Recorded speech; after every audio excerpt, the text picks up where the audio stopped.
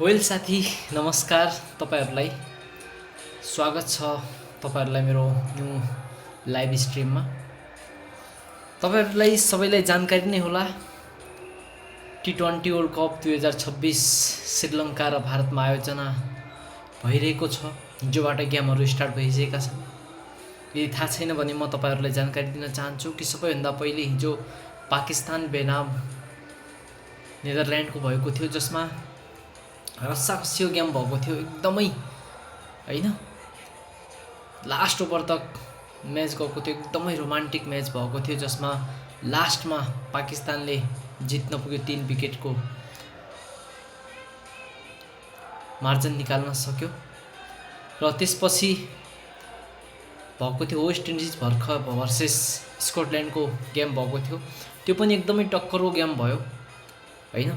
त्यहाँ पनि एसोसिएटले टक्कर नै दिएको, तर लास्टमा हार्न पुगे र वेस्ट इन्डिजले त्यो गेमलाई सहजै जित्न पुग्यो र 35 रनको जित हासिल गर्यो।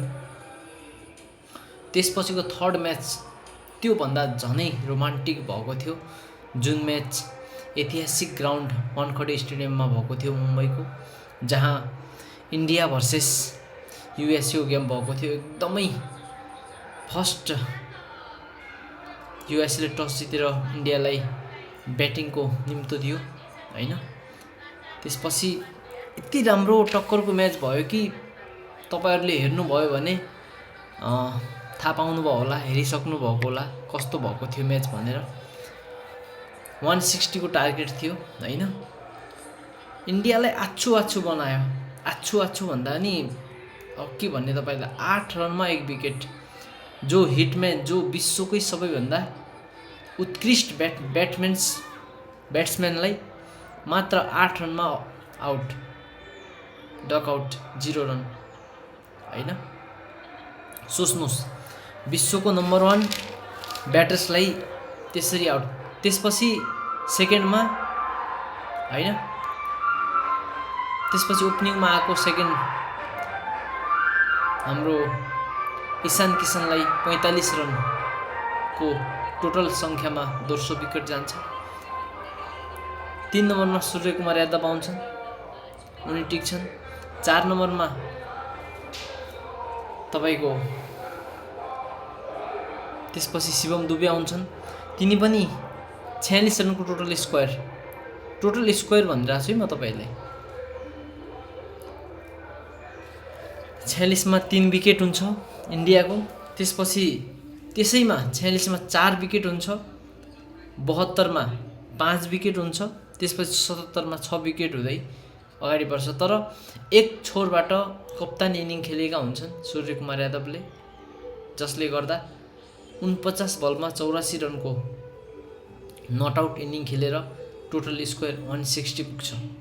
मैले तपाईलाई सानोतिनो रिभ्यू म्याच गराएको, तपाईहरुलाई जानकारी दिएको। मेन अब आउँछौँ म आज हुने गेममा नेपाल बनाम इङ्ल्यान्डको म्याच छ।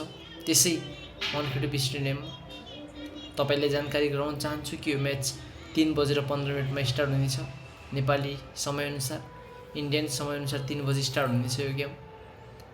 आशा छ जसरी हिजो युएसएले आछु बनाएको थियो, त्यसैगरी नेपालले पनि कडा प्रतिस्पर्धा गरोस्, कडा कम्पिटिसन गरोस्। हामी सबै जितको शुभकामना दिन चाहन्छौँ, प्रे गर्छौँ कि जित निकालोस्। मुस्किल छ, तर असम्भव भन्ने कुरा केही पनि हुँदैन हैन।